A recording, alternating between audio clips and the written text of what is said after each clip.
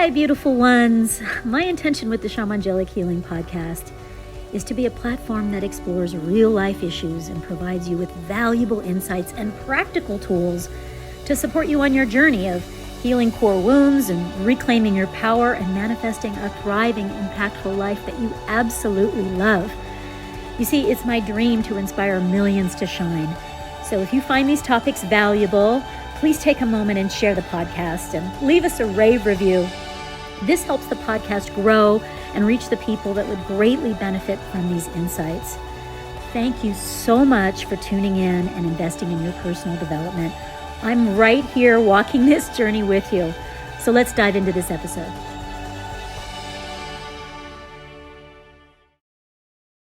Greetings and welcome to this episode where we're going to dive into how to stop seeking approval and external validation. Now, I know this is an issue that a lot of us struggle with, and at different times of our life, we're really trapped in this cycle of seeking external validation and being crippled by other people's judgments or opinions. And in this very vulnerable conversation with my dear soul sister, medicine woman, yogini goddess, Amber Sears, we share very authentically about our personal experiences of our own insecurities at different times of life and what that looked like, the traps of being paralyzed by other people's opinions, and our own process for reclaiming our power and building our confidence back again.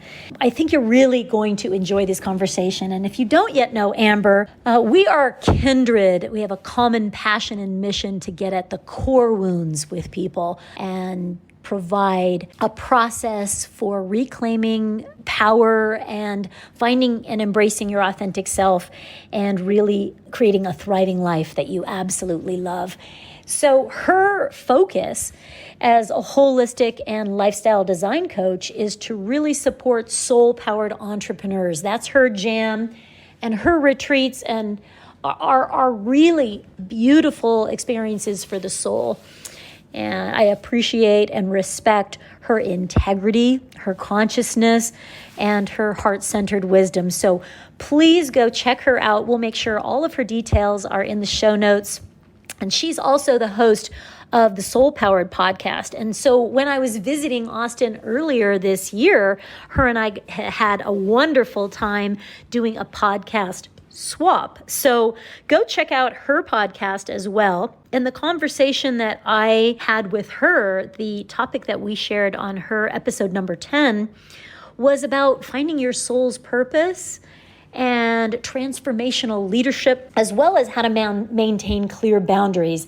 That also was a deep, authentic chat that I know you're going to love. We'll be sure to have that episode in the show notes as well. I think you might have seen Amber. She has some cameo appearances on her husband, comedian JP Sears, on his amazing videos. And he is just another beautiful soul. And while I was visiting last year, he and I had the chance to do a wonderful podcast swap. So check out that, the Shamangelic Healing Podcast, episode 16 with JP Sears, where he shares his journey of finding his true path. And the topic is really about authentic life purpose. You are really going to love that episode as well, because he shares some beautiful insights and pearls that I think are really inspiring. And as well, I was on his show, episode 41, Awake with JP is his podcast. And that episode, I shared, the process of outgrowing who we were and some tips about how to navigate when you're going through an awakening and having this lifestyle shift and how to be supported in that process. This couple is super dear, and I really respect how awake and conscious, humorous, and authentic they are. And I know you're going to love these podcasts. So go check them out for sure. We'll have all of those links in the show notes. And I have a special gift for you. One, a free gift, and that is for a quantum guided visualization. And this is something that, Amber and I talked about on the show, is the power of visualization when you're wanting to manifest. So I'd like to share with you a free gift. And the other thing that we really need right now is support. This is where we need community, guidance, and accountability, connection, inspiration, and somebody who is willing to be a truth teller and honest. And as a certified high performance coach, this is my jam. And I love guiding people through big life transitions, which is happening right now. So as a special offer, just for the quarantine time, I'm offering 25% off my online Quantum Leap high performance coaching. And it goes deep. We explore every area of life. And this is the time not to be trying to navigate these challenges by ourselves. And, the right coach provides identification of blind spots, gives you new tools as you are navigating this journey of who you are becoming, leveling up, and inspiration and accountability to stay on track. And boy, do we need that now more than ever as we navigate these challenging times so that we can come out of this stronger, clearer, and more inspired than before. So check out that link in the show notes as well and join the Shamangelic Healing Quantum Leap family. And there's inspirational videos and assignments and a group Zoom calls as well as an online support group. So check that out. And I'm looking forward to sharing this topic with you on releasing the traps of seeking external validation. So let's dive into this juicy episode with Amber Sears. Hello, beautiful people. Welcome back to the Shamangelic podcast.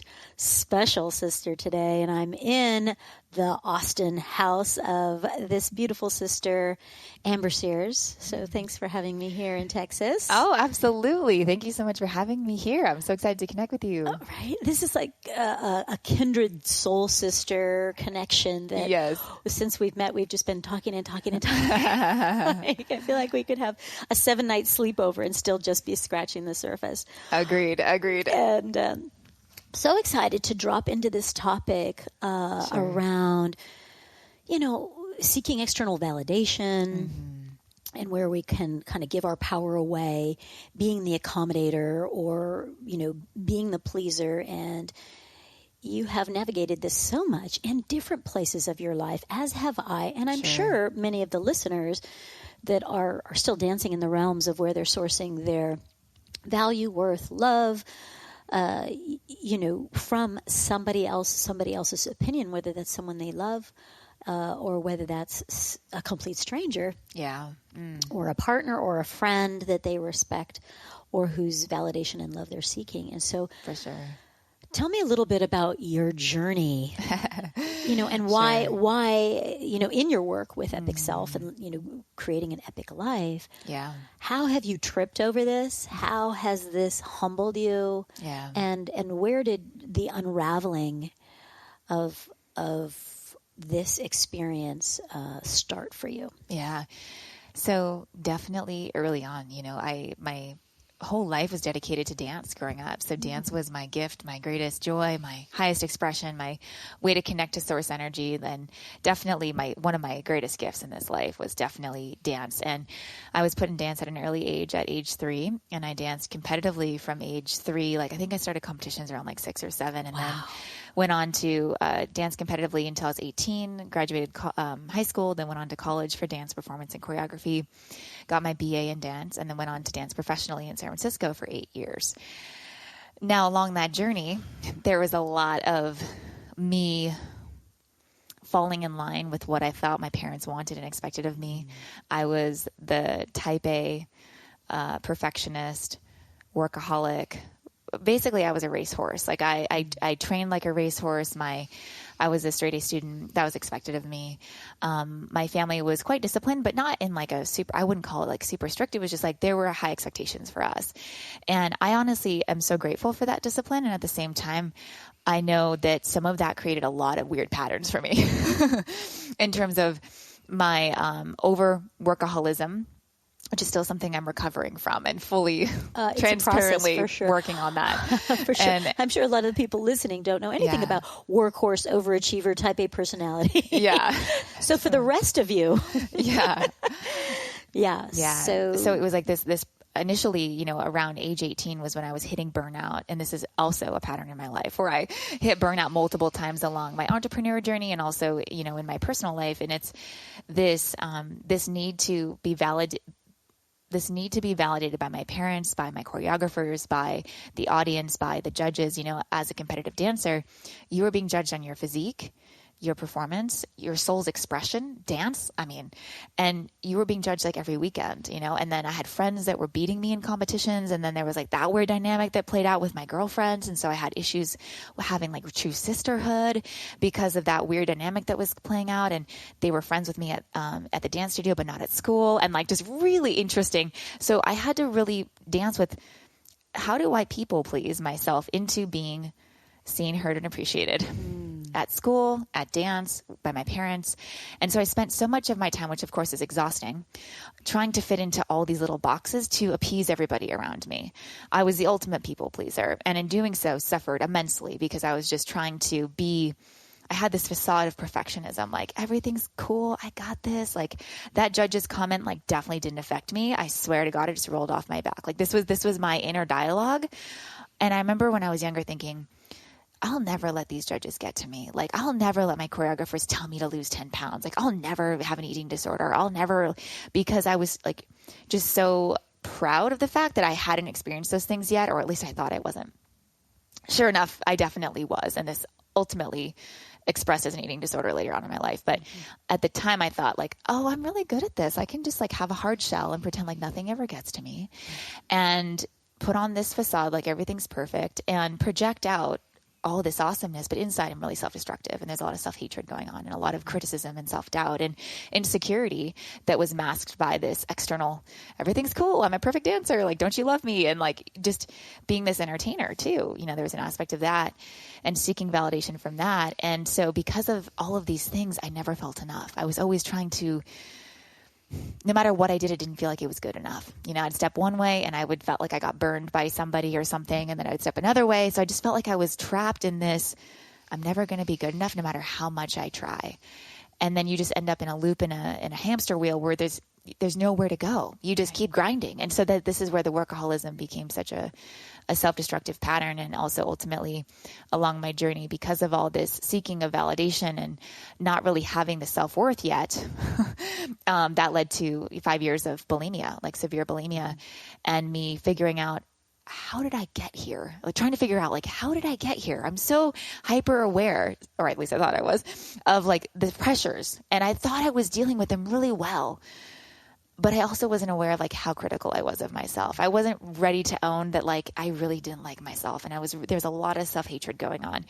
And there was a lot of emotional baggage I was stuffing down, which of course later working with plant medicine, I realized, oh, that's also why my eating disorder was manifesting the way that it was, because I was suppressing all of my emotions, all of the guilt, the shame, the anger, the frustration, the sadness. I didn't let myself feel any of it.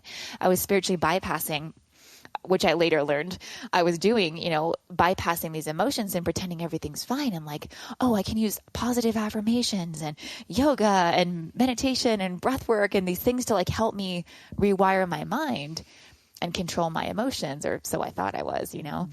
And so all of this led to 5 years of bulimia and me feeling extremely trapped in, how do I escape this mindset? Like I literally felt like I was in a cage. My mind was a cage of fear. I was afraid to gain weight, afraid to lose weight. I would get skinny shamed, or I would get, you know, feedback from my choreographers, you need to lose weight, or I would get some weird comment from my mom, or like, you know, certain things would come up and I'm just like, I can't do anything right. If I move one direction or the other, I'm wrong, and never enough. Right. So this was the cycle. And it took me years to, even though I was teaching Pilates and yoga and meditation and eating really clean as a plant-based nutritionist, I had this facade in my early 20s because I was teaching these things and so passionate about these things. And these things had really helped me up to that point. But then I find myself in the midst of bulimia being like, how am I doing this? I'm so out of integrity. I'm coaching about nutrition and Pilates and yoga and meditation and being hyper aware and building this inner self confidence and self-awareness. And yet I'm so self-destructive, and behind the doors, I'm dealing with bulimia. How do I reconcile that? Like, the incongruency was just eating me up, and it's so much guilt and shame. Like, how can I preach one thing and be doing something different? And so again, that just exacerbated the self-hatred and the guilt and shame. And so my journey of healing has been over the last, I'd say 10 years or so, like getting myself out of, first of all, the behavior, and then of purging, and then also ultimately rewiring my mind and releasing the emotional baggage that was keeping me, that was the lock to the cage. And so it's been this process of working with plant medicine, specifically ayahuasca, very in-depthly and very intensely for the last 7 years or so, to help unwind a lot of the roots to why these things were playing out. And so working with plant medicine was, as a great teacher, she was sharing with me, like, look, this is, as a strong mirror, like, this is what's going on inside. Yeah. You've got so much self-hatred. I remember my first ayahuasca ceremony was so ego shattering, because of course I was so proud. I was way too proud to own that I had an eating disorder, which is why it was secret for 5 years. I was way too proud. No, of course, like, that would never be me. And if someone knew, oh my gosh, my reputation, right? Well, people are going to judge me. And so I hid it for 5 years, nobody knew. And then, I ended up, like, what started the healing process is actually sharing it with my partner at the time, and breaking down one night after purging my final meal and being like, I can't do this alone anymore. I don't know how to get out of this. I think I have all the tools. I'm practicing meditation and I'm yoga-ing all day, and it's still not helping. I need help. Yeah. And it was through that sharing of the secret that all of a sudden the guilt and shame started to lift, So there's a lot more to that story I can share, but it's just been this healing journey to get to where I am and begin to really embody my most authentic self, which is really what epic self means to me, is embodying my highest self and peeling off the layers of what I thought was me and remembering really who I am at the deepest core level and the soul level. But for a while I thought it was all external. Like, I'm going to be the peak performer and like the best dancer. Like, that's where the brand started from, was like, how can I be the best dancer? How can I be the most epic human being? And in actuality, what I figured out along the way is it's not about, there is an aspect of creating yourself. There's also an aspect of remembering who you are and peeling back the things, the programming, the things that are no longer serving you. I just want to celebrate everything that you just laid down right there. Starting with, and I just unpack this a little bit, of starting with, I can't please everybody, because, a mother who's a different generation and totally different background and programming and priorities is going to be very different than your authentic self. She's a different soul, different generation. And so then the trying to please mother and then trying to please father is, a man from a different generation and different programming and his own limitations, distortions, and agenda. Sure. And so even just within that, in pleasing parents, we are already trapped because they're so different, and they're a different generation and they're different people. Right. And so I find with lots of my clients too that haven't fully individuated from parents' expectations, their success measures, their this is how you do it, that goes well into an adulthood. And it's not always medicine that we're receiving from our parents about how to behave and not how to behave, but how to be. Yeah. And how to have and how to be authentic, because they're still seeking external validation through their children about what great parents they are. Is they're also sourcing that from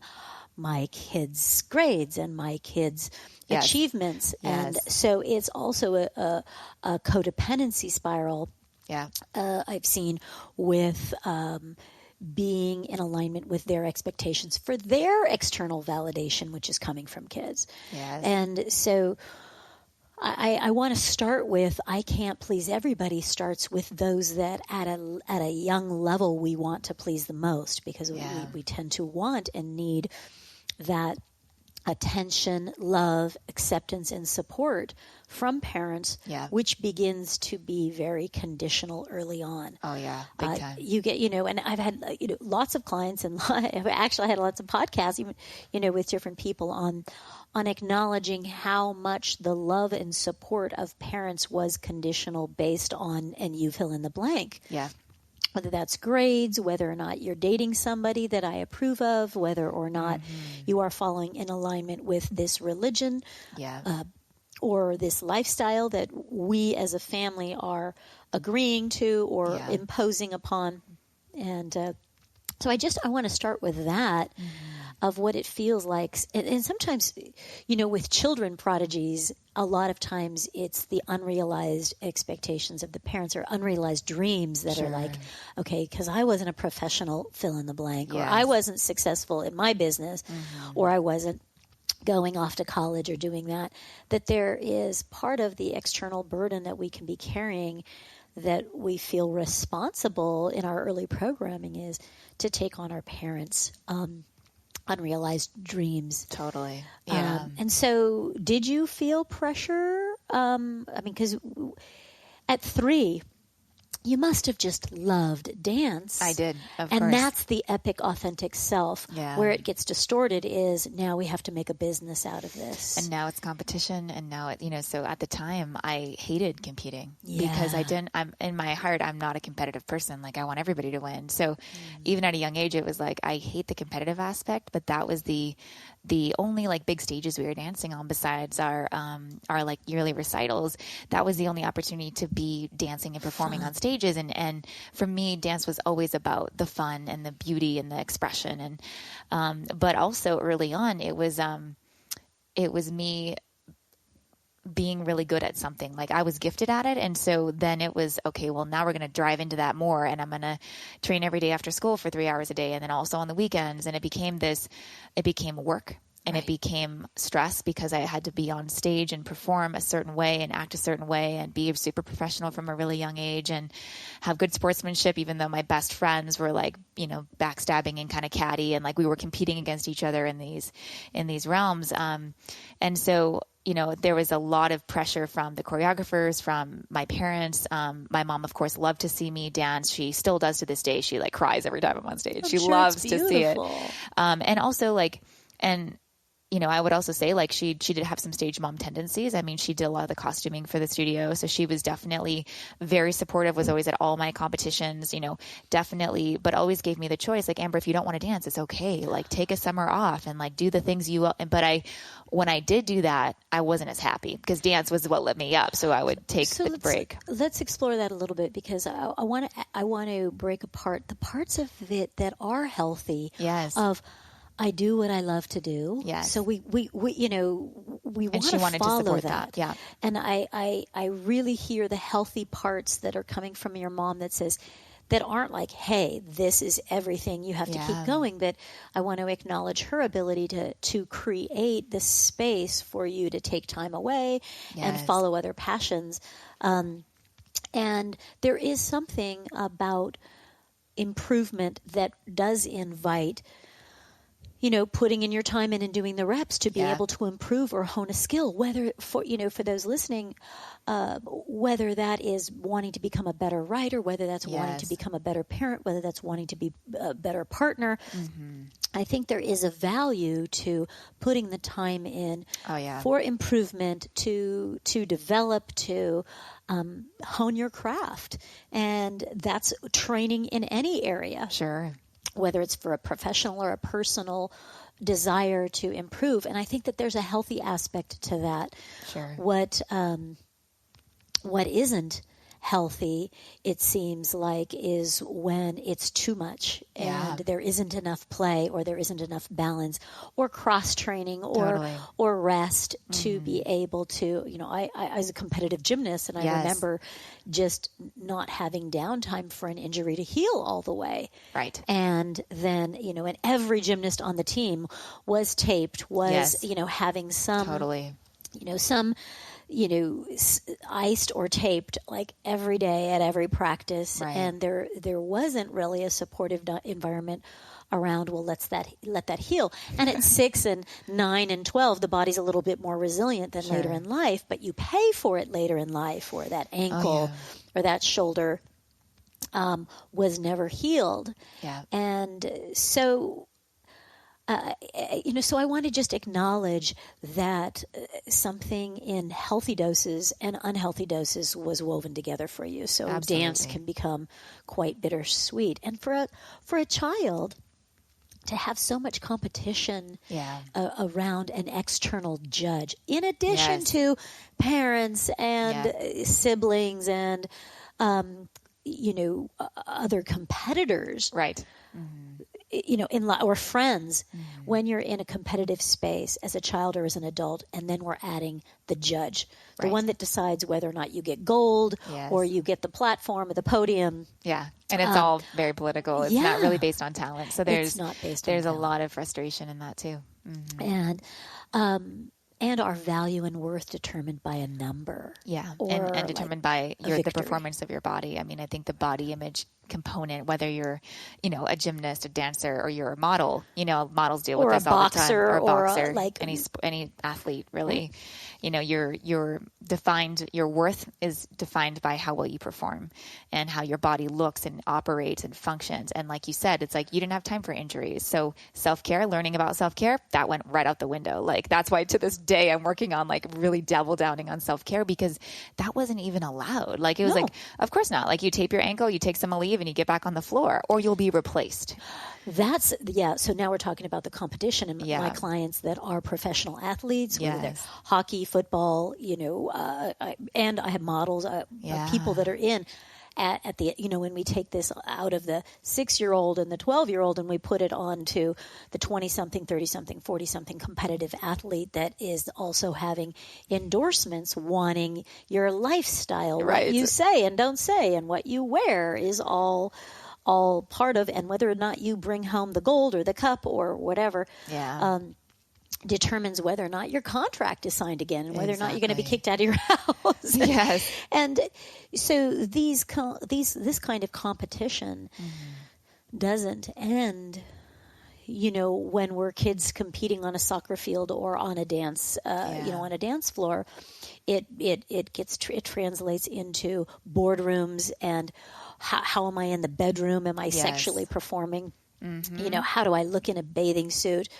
And leads to comparison syndrome and all the things that we struggle with in business and personal development. Yeah. Right. Am I going to be replaced by my partner? Am I going to be replaced? So this actually has adult expressions. We have all had, whether you were a competitive athlete or not, we've all faced the criticism or the conditional love of our parents in different forms, subtle or overt.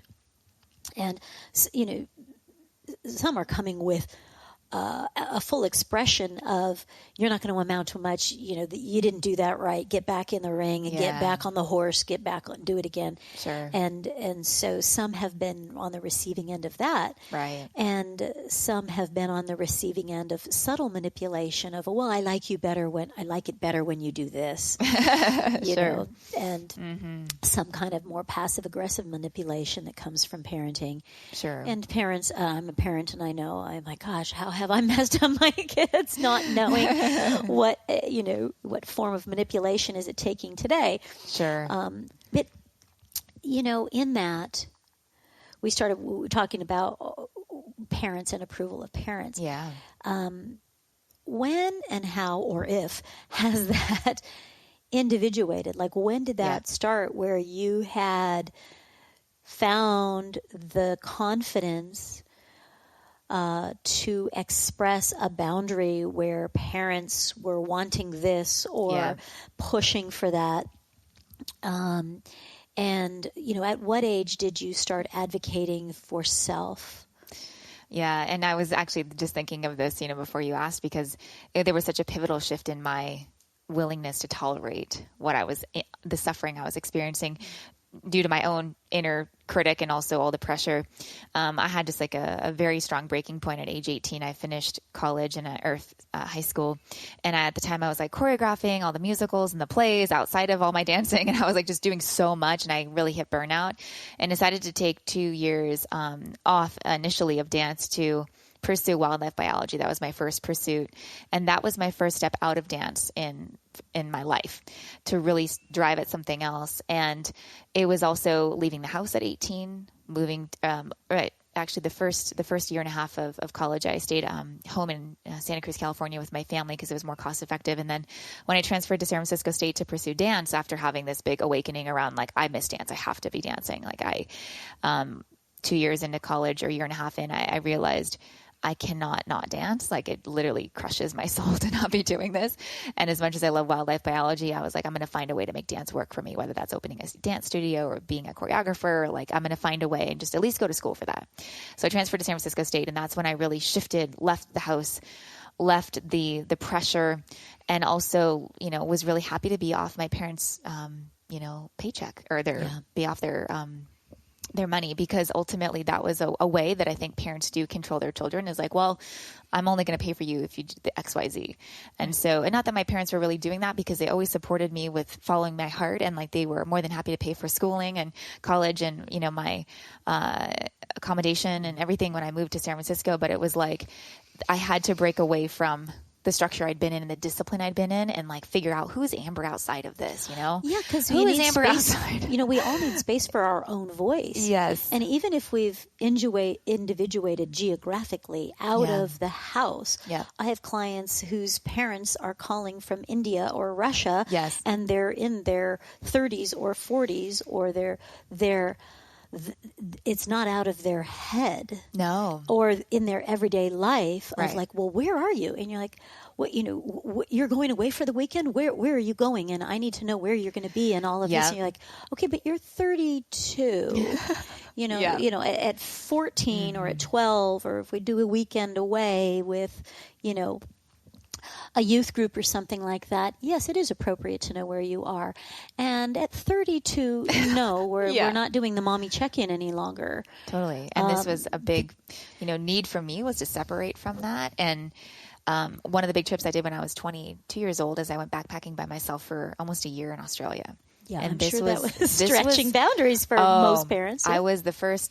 I was the youngest child, also the first to leave the country in that way, the first to ever go backpacking. I was couch surfing, using couchsurfing.com. I was doing all these things that my parents were like, what is happening? Like, they're just terrified for me, but also wanted to support me. But I remember that year, my dad like barely spoke to me. Like, he was so afraid for me. He was so upset that I was taking this massive, big leap that they had never taken as young people. And when we are moving outside of the known, which if we're participating in evolution, and we're evolving beyond our parents' limitations and their expectations and their known, if we're moving into new territory, which we will if we're growing as a soul, then what's outside of our parents' programming, you're going to rub up against that resistance of moving outside of how your parents can keep you safe and guide you. Yes. Which is going to create fear, anxiety, and worry, and smother, a smother.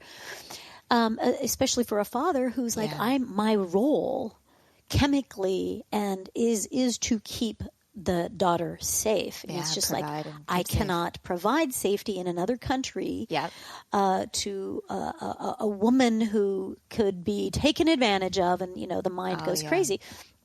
And so I want to acknowledge that for all of us, there is going to be an individuation, because otherwise, if we are so concerned with being the pleaser and the accommodator, we will place small and bind our own wings to appease the fear and the worry that also is the cost of our soul.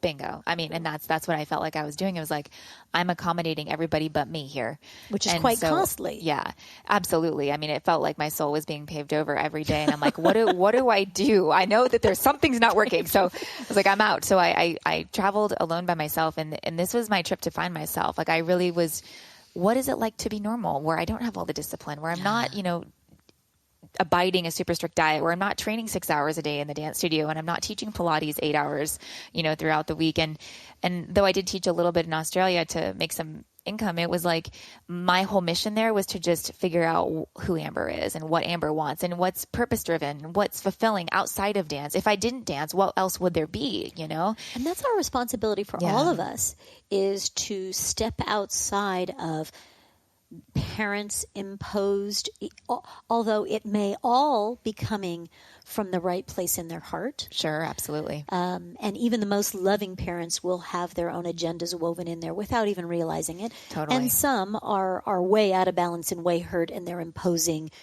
their pain and their anger. Sure. And sometimes insecurity and jealousy and leaving those imprints for you to sort. But regardless of what the story is with parents, this will be the journey for all of us as we explore at a soul level our identity, because the chakra we're dealing with here is the solar plexus, the third one, which is the I am and the who am I outside of my roles, outside of my community, outside of my family. Yeah. Who am I as a soul? Who am I outside of this gender, outside of the expectations and even who I've been? Who I thought I've been. And even though if that fit, our journey of self-discovery is going to be asking those questions, and there will need to be some space to allow the inner inquiry there, whether that's at 13, 18, 32, 47, because some are still trying to figure that out outside of the roles and expectations or the container of social agenda that we took on and have been wearing. And one of my professional athletes, they're a third generation in this particular field of professional, athlete. And they are expected to bring home the trophy. Of course. From that. From the family. And every conversation is about what you got to do better, stop doing that, start doing this. And so let's talk a little bit about when you don't perform. Yeah. How conditional the acceptance or love or approval is from fans or friends or coaches or teachers. And it doesn't matter what the platform, and I don't mean it has to be limited in all, we're not all professional athletes or have had that in our field, but it can be around business success, academic success, your weight, your image, all of those things of how when you don't do what is expected. Oh, yeah. And I think that's where the deeper wounding comes from. When we do individuate, or we are not performing at the level of what is expected. And one of my dear friends and client, colleague, beautiful brother, Bodie Miller, who's one of the most decorated downhill Olympic athletes, alpine skiers. He talked about, he shared with me how in the Nagano Olympics in Japan, where he totally wiped out, the hate mail and death threats, not just like, okay, wow, how are you? But the expectation that he would bring home the gold for the country every single Olympics. It's like, this is unrealistic expectations. Right? And, the fall from grace and the physical fall is just like, oh, you're human. Yeah, go figure. And so let's talk a little bit about your experience with like intense judgment when you didn't perform well, or how did that show up? Yeah, I mean, it's shown up in all aspects of my life, whether it's, running a retreat and having a retreat guest that I don't meet the expectations that they had. And so then I realized, so I need to be better about how I set expectations for people, how I frame things, so there's so much lesson in that, but so that's like one arena, right? And then there's also, the arena of being online and being in social media and sharing my truths and sharing very opinionated things that may polarize people, things that may really trigger people and offend people. Of course, like me not trying to do that, but it's like just me voicing my voice is causing some uproar. And especially nowadays in the social media world, everyone is so sensitive and so eager to attack and to, I just feel like it's gotten worse over the years. And this year, with this kind of cancel culture of celebrities or athletes or whoever, like people just banding together and attacking someone to try to tear down their reputation online. And just, there's so much of this happening right now. And so what I've had to come to terms with, and I think my partner JP has really helped me with this because he's experienced it on a much bigger level with, whether it's troll comments or it's hate mail or it's like, I remember he did a video when we were down in Costa Rica and he had death threats. He had people sending death threats about a video he did. And I've not experienced that extent, but definitely I got my fair share of hate messages and comments. And initially, of course, being the people pleaser or the recovering people pleaser, I was like, whoa, like maybe I need to check myself. Maybe I need to like change me in order to appease these people. To not elicit haters, to not get the awaken attacks. the trolls. It was maybe it's something I'm doing wrong. Correct. That's a valid question. Started to doubt, right? Self-doubt kicks in first. Mm-hmm. And then I got wise to it. And I was like, okay, there's no way that I can appease everybody. And as we've already talked about, it's like I will be not enough for many people and I will be too much for other people. And I will be perfect for some people based on where they're at in their journey and where they're resonant. And if they resonate with me, great. If they don't, that's okay too. But I wasn't okay initially with people not agreeing with me and not liking me. And so that's when, my initial several years online, I was a blogger and I was doing I built up a massive community through my blog and also in my local community through a meetup group and also through my social media platforms. And I was just kind of dancing around, some of the topics I really wanted to talk about that I really had a strong opinion about and really wanted to stand up and speak about because I wanted to placate my audience. And then I got done wearing this facade really quickly because I'm you can only play in the shallow end for so long without getting into the deep truths of things. Whether they align with somebody or not is to shake under the rug and be like, oh, look what I found here. And somebody who's like, keep that rug down, bitch. Yes. Oh my God. Don't share that part of you.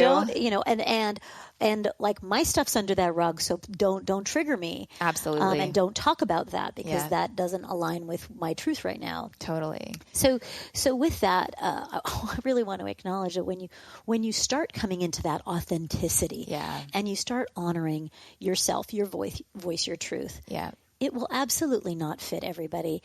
And it's not supposed to. That's why you're an individual and we're not all same. Otherwise we would, we're all clones and we don't have any diversity. We don't have any opinions. We don't have any creativity outside of the box. And that would be very dull and boring. And we have a human need for diversity and for growing. Sure. And the piece that is like, I can't please everybody all of the time. We started with, teachers. With mother and father. And then same goes with teacher. It's like, wow, I do the homework and I do this and I get an A, and with this other teacher I don't because they don't like me. Sure. Or I'm not doing it in the way they want or whatever it is, because grades are also quite subjective. Sure. And whether that the truth is they are. And then if we just look at our peers in even just junior high. Yeah. What other one kid values, somebody else loathes, and somebody else likes these jeans and somebody else likes that, music, and the other person doesn't like music. And just in your peer group, whether that's as a teenager or a 20-something, 30-something, 40, our peers have a wide range of ethics and priorities and passions and tender spots and passion points and trigger points. You're absolutely not going to please everybody. Yeah. And being self is where you can please self so that we're not in a spiral of self-betrayal to accommodate a never-ending, completely unachievable a platform of appeasing everybody. And I had one of my dear friends, a client also, who was wanting to share her music. And she had just such an amazing voice.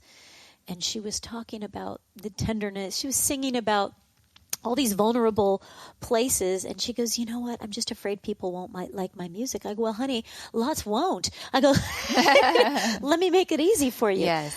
Some people won't be able to stand it. Yeah. It'll feel like nails on a chalkboard to them. Yeah. And she's like, oh my God, that's awful. I can't believe you'd say that. I'm like, I'm telling you the truth. Maybe your kind of music won't work in a biker bar on a Saturday night, but in the right environment, in a garden, in this kind of environment where people that are interested in that, it will be music to their ears and it will touch their soul more deeply. And so find your audience. Yeah. And speak to those, and don't turn your music down. Well, right. I was just going to say, like, this is how we hold ourselves back is by believing that it's got to be loved by everybody. And if it's not, well, then I shouldn't be doing it. Right. This is like a weird old program we have. And it's what keeps us small and keeps us from actually speaking our truth and actually standing in our power fully. And, I was going to share also like my journey of, really being myself and having to deal with the kickback of that, because early on in my journey, I decided I was going to go raw vegan. So this was after my trip to Australia. I decided I was going to go into raw veganism. Now, this was like totally alien, weird thing to be doing. Like, especially at the time, this was like, 12 years ago. Like, this was really weird. No one was talking about a raw vegan diet. It's like nobody that my parents knew. Dr. Oz wasn't talking about green juice. Like, nobody was talking about like the benefits of a plant-based diet yet in mainstream media. And I remember my parents thinking I was absolutely crazy. Nuts. Absolutely nuts. And I was raw vegan for 8 years, almost 100% the whole time. And so let me tell you how weird that was to be, because I was so adamant about like, I feel so amazing. I feel so like connected and awake and energized. And I'm like, everybody has to try this. It feels so good. I was like this, plant-based nutritionist helping people transition to eating more plants. But my whole point in this is that at the time I was very weird. I wasn't drinking alcohol. I wasn't doing recreational drugs, and was super straight edge all the way up until my first ayahuasca ceremony, where that was my first experience with a medicine that would shift my consciousness. But it was like, up until that point, I was like hardcore yogi meditator, raw foodist. Like, so I was very weird in my peer group. Like, I did not have friends that I could just hang out with on the weekend because partying was a thing. I had come from that chapter as well as a partier. And when you're like super hardcore, then I noticed when I was super hardcore with my raw vegan and is that I became the hater. Yes. And well said. I became the judger of like, no, this is the way and this is the only way. Yep. And if you're drinking, if you're eating that, if you're putting that on your plate. And I remember at Thanksgiving dinner, the most toxic dish on the table was my judgment. And, it was a lot healthier to eat the cooked thing that had whatever, because it was a lot more easier to digest than my loathing criticism.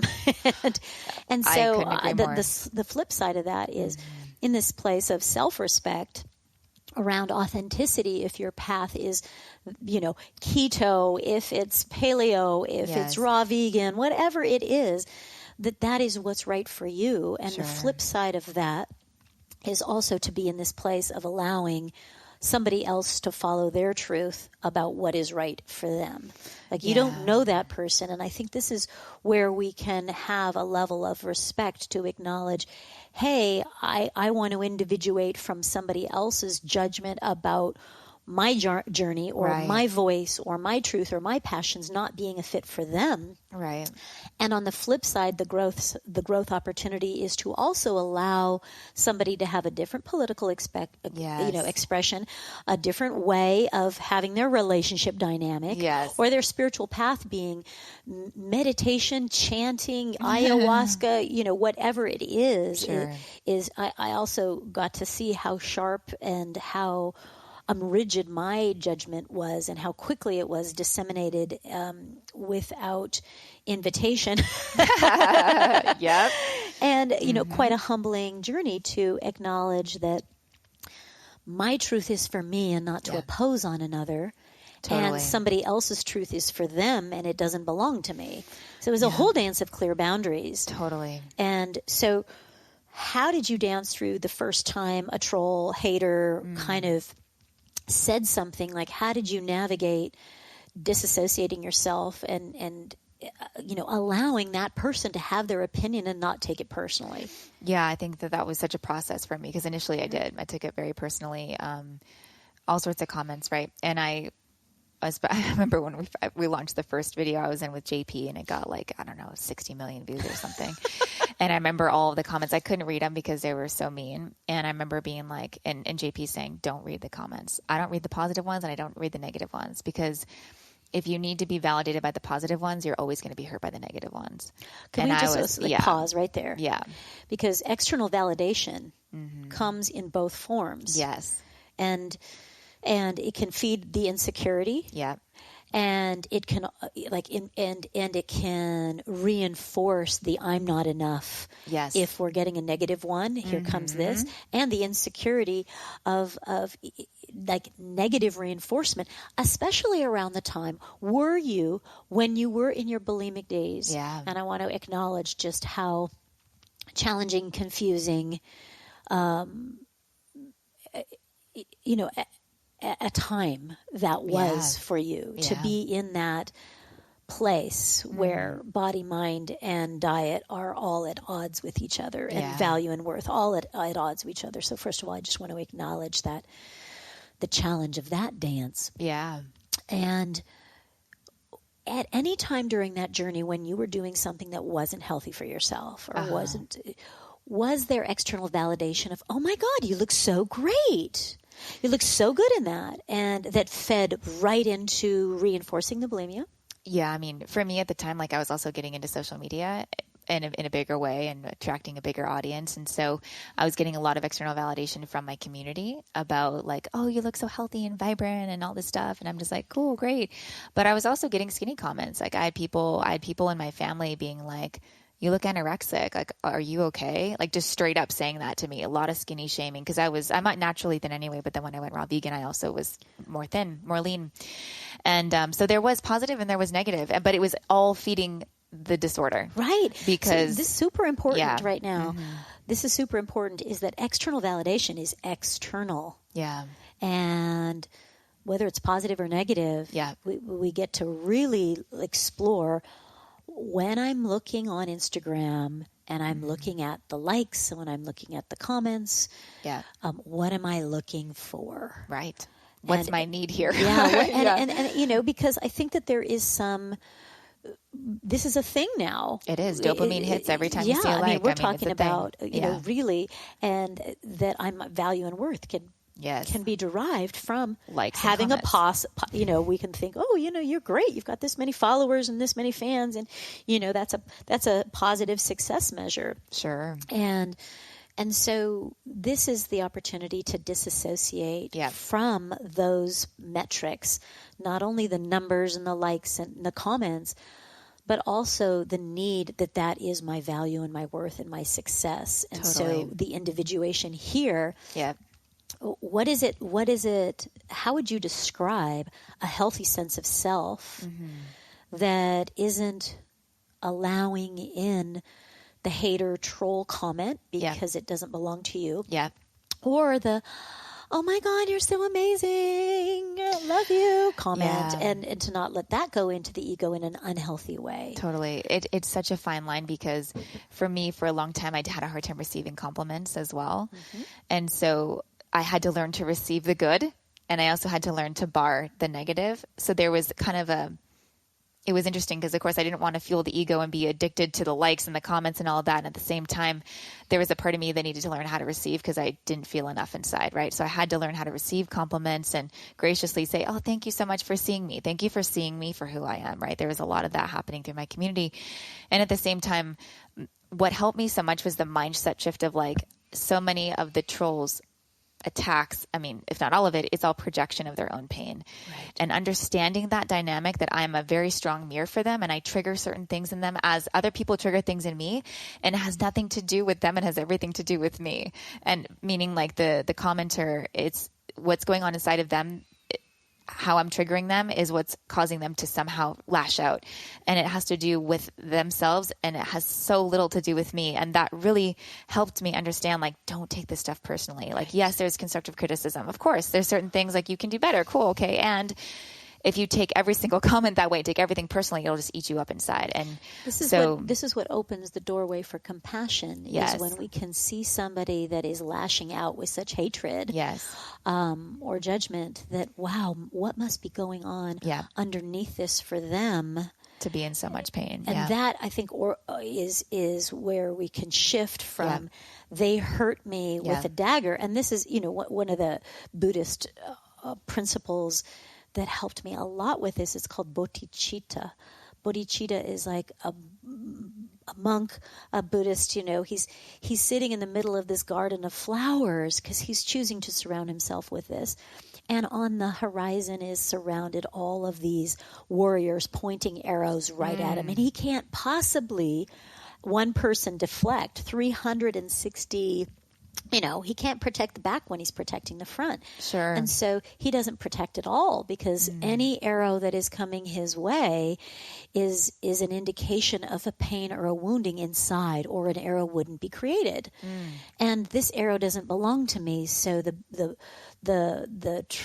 transformation of the Buddha is to take the arrow and turn it into a flower and send it back to the person that created it. Yeah, transmute it. Transmute it. And so he's, no matter what's coming at him, he's never standing and defending. Yes. And I think my posture for so many years, because it was the only move I knew, was to stand and defend. Absolutely. Like, I didn't say that, or that's not what I meant, or you're not hearing me. Yes. And then the arrows keep coming, and some get through because I can't possibly deflect all of that because I'm not supposed to. And it doesn't allow me to deeply see or hear what is this arrow about, and to be able to shift into a place of sending a flower back instead of sending a defensive, hurtful comment. Because I was trained by the masters, as I'm sure you were too, of like, oh, you want to play the game of arrow exchange? Yep. You send me one, I'll send you 2 back. You send me 3, here comes 10. Yeah. And then we all leave bloody and battered. And at a core level, that's not our mastery move. And so we can only do that for so long before we don't trust anybody or like anybody. And nobody trusts or likes us either. And it's a very lonely journey. Sure.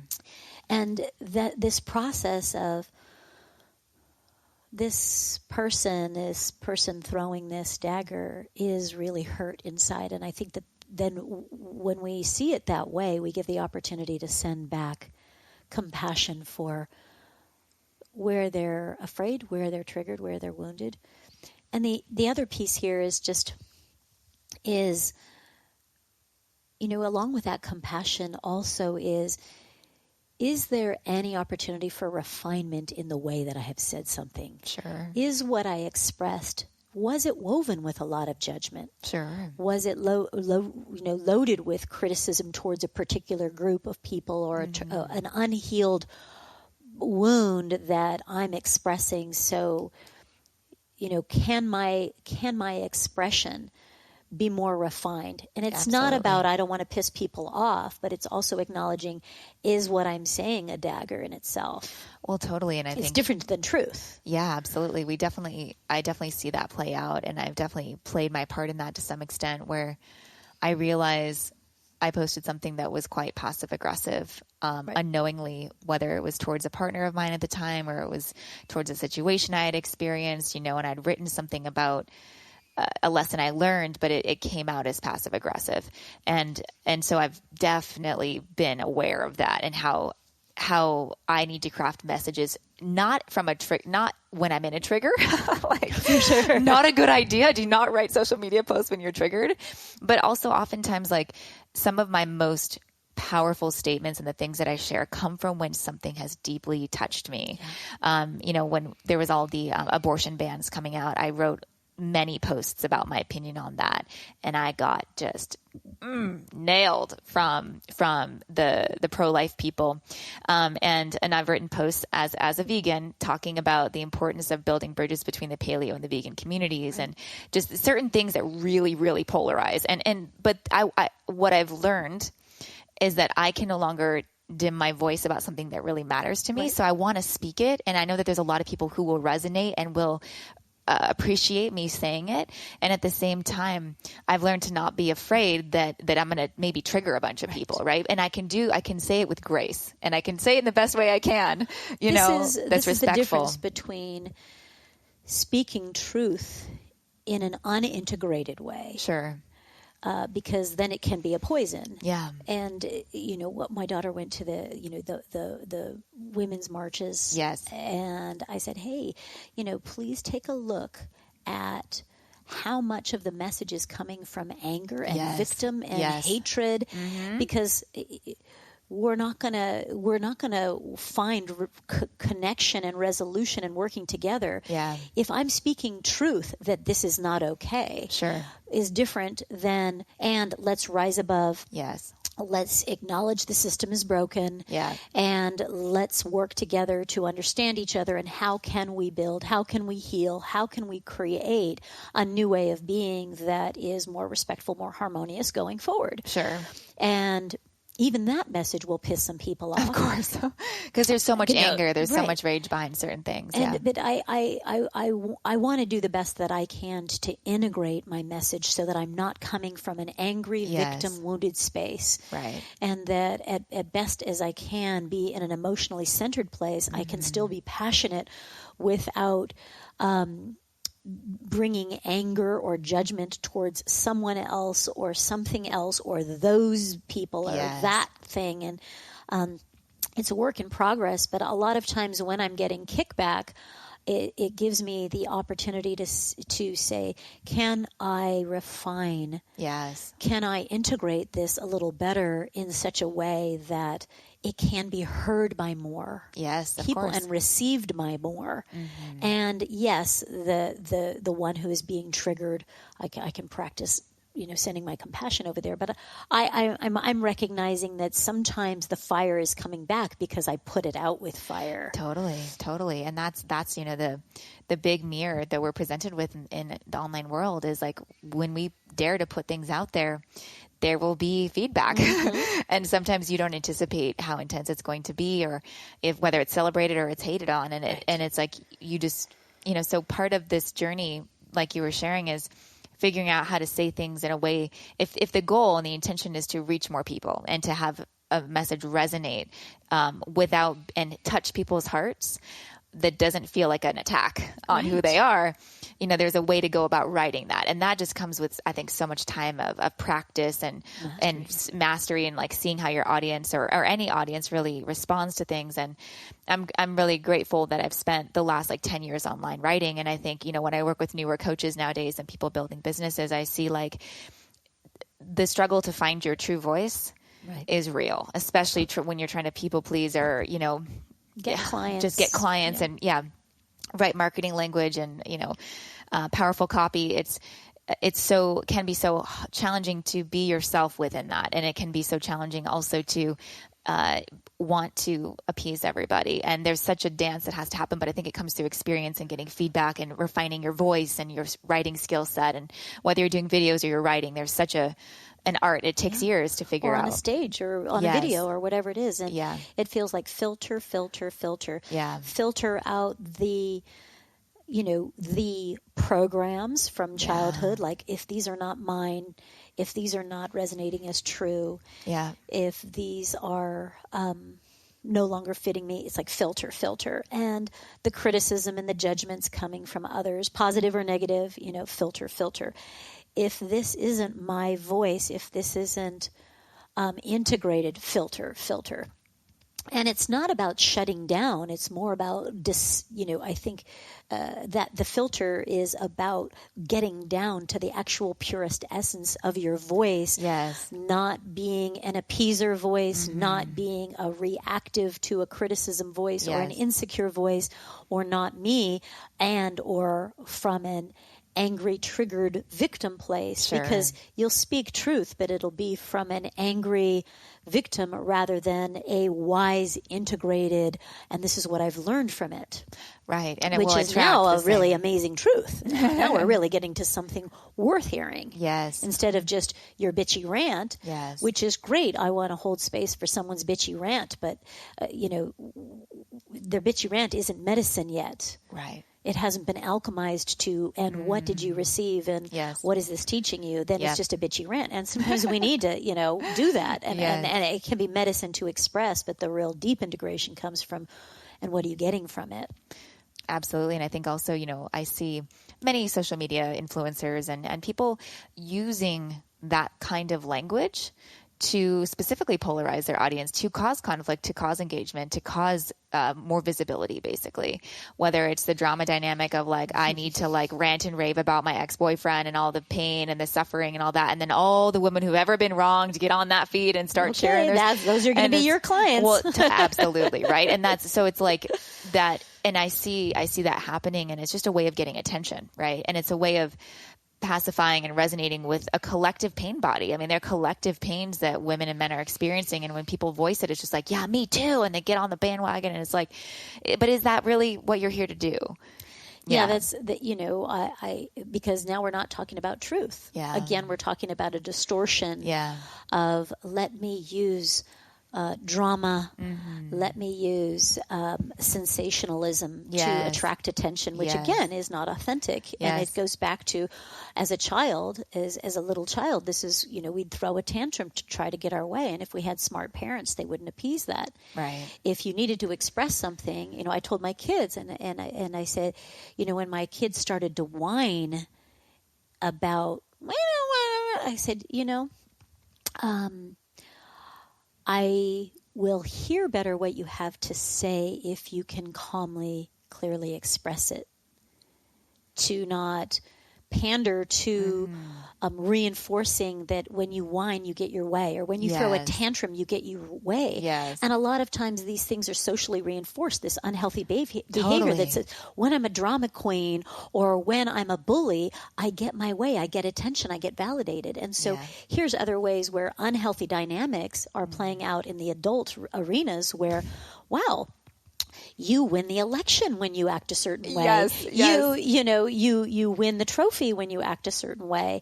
Yeah. And you win followers or likes when you use drama hooks and sex appeal. And sex appeal, absolutely. And it we now get to keep looking back to, and is that in integrity? Is it sustainable? Is it authentic? Because then what you attract from that place is more of that place. More drama, more greed, more, insecurity. And so this is just so juicy. I'm loving everything.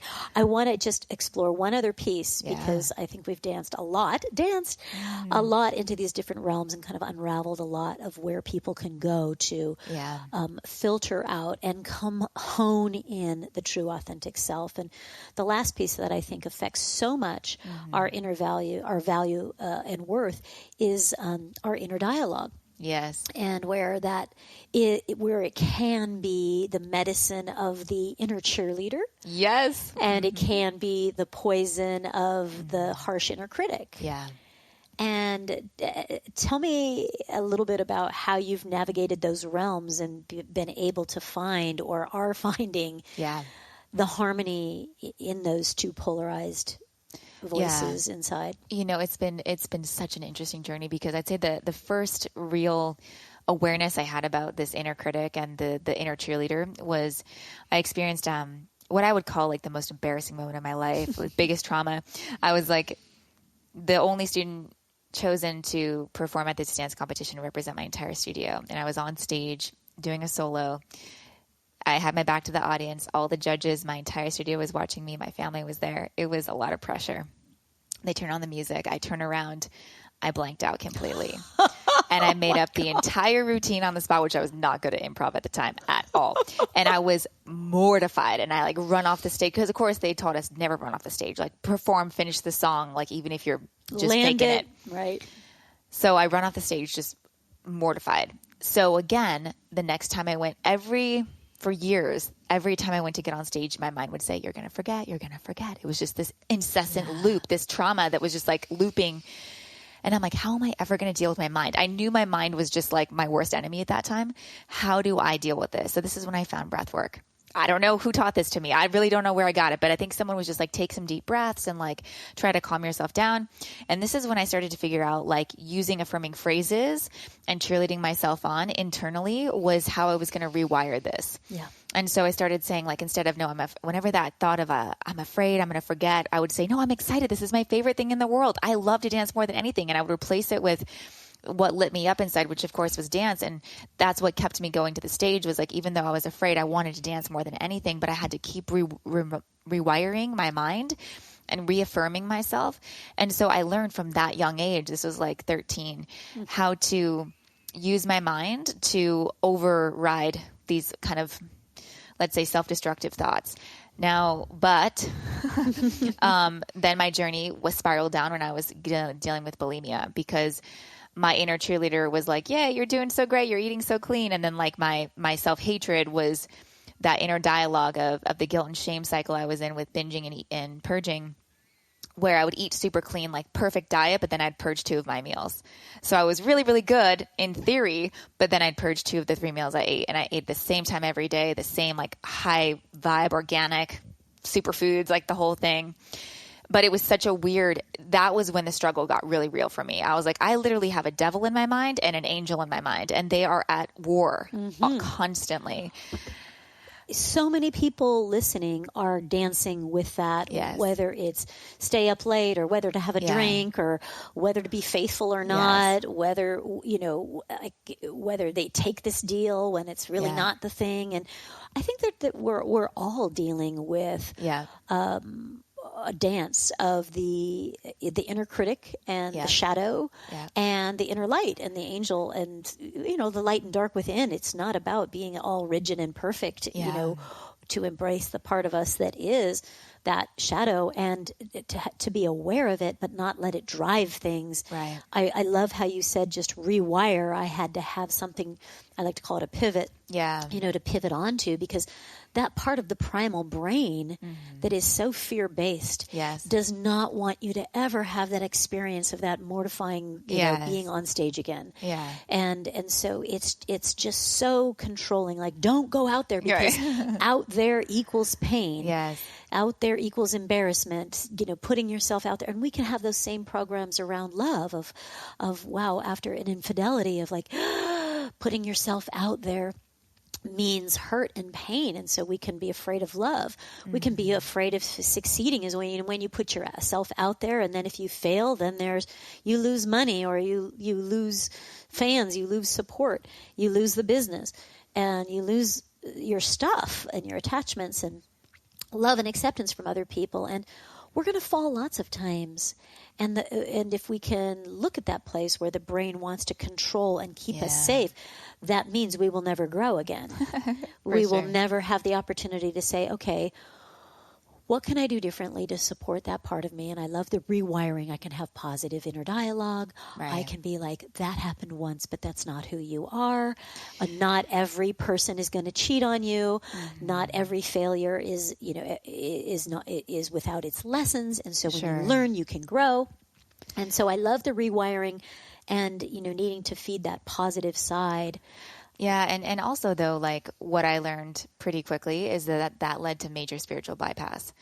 So the part of the reason the eating disorder was so challenging for me is because I wasn't willing to accept the shadow aspects of self. I wasn't willing to, at that point in my spiritual development, I was like, everything's love and light. It's fine. Like, I'll just bypass it with my thoughts and I'll just like not feel my feelings. And this is what led to the eating disorder, is that I was suppressing so much pain.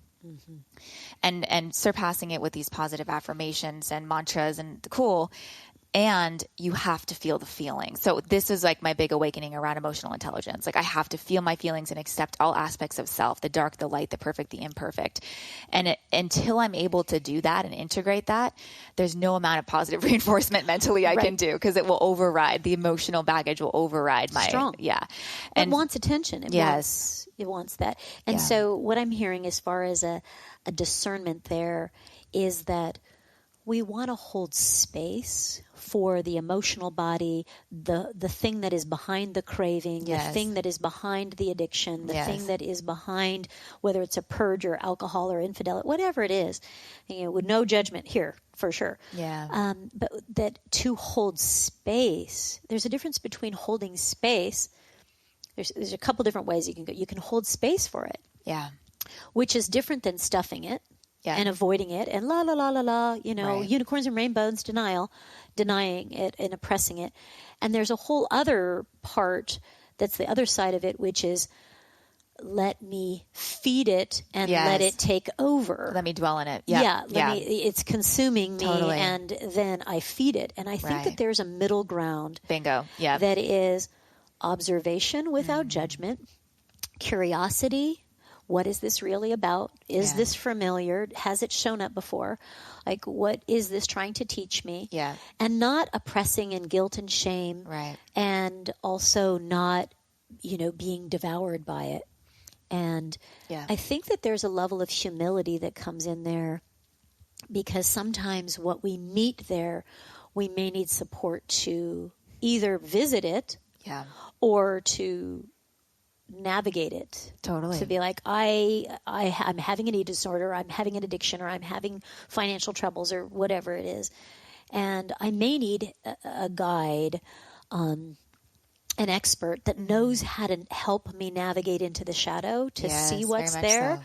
Or I know what it is, but I don't know how to get myself out. I don't know how to break the pattern of this addiction that has its hold on me, because it is overpowering me. Because when we're in that place where we don't have control over the purging, or we don't have control over the sex addiction, or the lies, or reaching for the bong, or the the wine, or what, like, for sure, no judgment. Because for somebody that's like a staunch raw foodist, you could be reaching for something cooked, whatever is over there. And so for somebody else, it may be like, well, this is okay because it's not that bad. And we're so good at justifying. Of course. And so it feels like the medicine is to learn how to approach curiosity and space holding for the emotional intelligence of what is being acted out, what is underneath it. Absolutely. And that this whole idea or concept of emotional intelligence was completely unknown to me at that time, because I had spent years not feeling my feelings, like 10 years of 15, whatever, like most of my life, not letting myself cry about things that I really should have processed at the time. And so realizing, wow, I've been holding on to literally like a decade of emotional baggage. Well, I think, men too. Don't feel, don't cry, don't talk about it. I mean, this goes across genders. Of course. It's because we also, girls are not supposed to rage. And so, of course, to cry and also to get angry. Yeah. And so, this unfolding of realizing, okay, I need to feel my feelings. Meaning I can't bypass them. I can't suppress them. I need to hold space for them and feel them to some extent to process and move the emotion and not dwell in them. Right. There's like you were sharing, there's like this fine line. And so from that, it's like the healing, because what I come to understand just through my own experience and understanding of myself is that the emotional root of why my behaviors were acting out, or why my mind was behaving the way it was behaving, the roots of the mental saga was the emotional body for me. And so when I released the emotions, then it was like, oh, the mind just radically opens. All of a sudden, the space that used to consume me, the food, the obsession, the control, the guilt and shame sagas, like this whole, I spent most of my day stressing about this, and to have freedom from that, never having those thoughts again. I mean, the headspace I inhabit today is something I've never experienced in my life. Not from like any time in my life I can remember have I ever had a mind that was free of body image challenges, the inner self-critic around my body, food control and hyper managing of that. Like my nonchalance around food nowadays is honestly shocking. Like compared I laugh to where it's been, compared to where it's been, it's shockingly different. And I owe so much of that obviously to working with plant medicine and to doing so much of this emotional processing and integration of that work. And I'm so grateful for the wisdom of those plants, because, it was very clear to me early on, like my work is self-love. My deepest work is how can I learn to love myself unconditionally and others unconditionally. And this came also back to my experience being a raw vegan, like you were sharing. It was my way of being ultra spiritual superior to other people and separating myself and being in this dogma. And I realized that later on that's what I was playing out, but I didn't realize at the time. And so once I started to work with medicine and realized like, oh, in order for me to love other people unconditionally and have that deep relationship with other people, I need to love myself definitely unconditionally, which I was not good at. It was conditional love. It was like, oh, if you look this way and behave this way, I'll love you.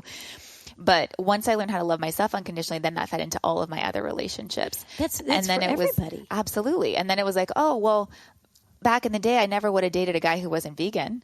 And then when I started dating JP, I had all these vegans being like, you're not dating a vegan? Like, he eats meat. And I'm like, no judgment. Like, you gotta understand, like, I've been through a lot to get to where I am in terms of compassion and acceptance of people and their choices. Because and yours too. Yes. And this just brings it full circle because regardless of how you get there. Yeah.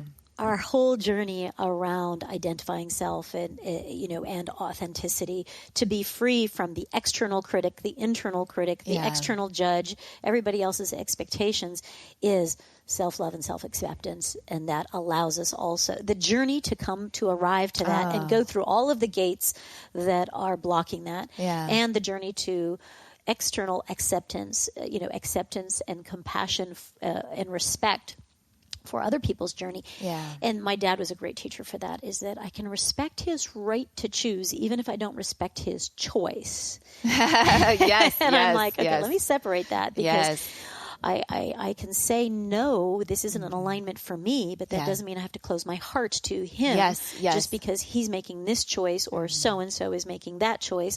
It's not about any of them. And like, whether it's a plant journey or empowerment course or meditation or deep core shamanic healing, whatever the pathway to landing into that level of self-love, self-acceptance and self-worth, self-respect, and to be able to give and bestow that upon others without so many expectations and limit. We're talking about arriving into enlightenment and awakening here. Absolutely. And it's a journey. And thank you so much for your transparency and your honesty and your vulnerability, and for your willingness to do your work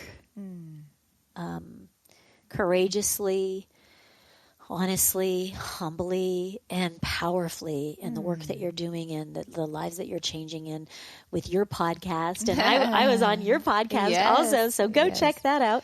Yes. Anything else you wanted to add into that to close that out before we close up? No, I just think you're dead on about, the journey that we're on. I think is constantly shifting, and I'm learning so much. And I feel like I just wanted to add that the journey continues, like this. How can I love more fully, unconditionally, all aspects of life like that? And how can I embody my highest self right now in this life to the fullest capacity? Like, that is my end game, let's say, my greatest aspiration. And it may take a lifetime, if not several, to even reach a place near that. And that's okay. And I think a lot of us try to attain this, okay, and now I'm awake and I'm enlightened and now I'm like superior to other people. And it's like, oh, we are all Trip and human. fall. but yes, there's growth, right? And I want to honor the growth and celebrate the growth, because where I come from and where I am now is radically different. And there's still way more bigger chapters coming ahead. So it's just like, just to kind of reiterate that the process and enjoying the process of becoming, I think, is the greatest lesson I've learned along this journey. Yeah. And the process of becoming is this journey home. Yeah. And it leaves perfectionism and the type A personality of achieving and arriving. It leaves it at the door. Yes. Yes.